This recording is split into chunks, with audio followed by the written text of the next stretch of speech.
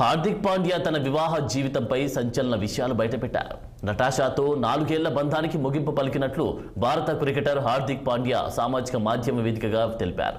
భార్య నటాషాతో విడాకులు తీసుకున్నట్లు ప్రకటించారు. నటాషా ఇటీవల తన కుమారుడు అగస్త్యను తీసుకుని ముంబై నుంచి సెర్బియాకు వెళ్లిపోయింది. నటాషా ముంబై నుంచి బయలుదేరిన ఫోటోలు, వీడియోలు సామాజిక మాధ్యమాల్లో చక్కర్లు కొట్టాయి. వాళ్ళిద్దరూ విడాకులు తీసుకుంటున్నట్లుగా వార్తలు కూడా వచ్చాయి. ఇదే సమయంలో తాము విడాకులు తీసుకున్నట్లు పాండ్యా ప్రకటించారు. పరస్పర అంగీకారంతో 4 ఏళ్ల తమ బంధానికి ముగింపు పలుకుతున్నామని పాండ్యా తెలిపారు.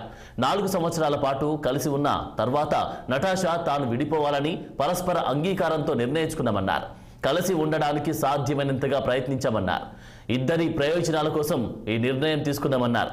ఎన్నో మధుర క్షణాల అనంతరం కుటుంబం ఏర్పడిన తర్వాత విడిపోవడం కఠినంగా నిర్ణయమేనని హార్దిక్ పేర్కొన్నారు.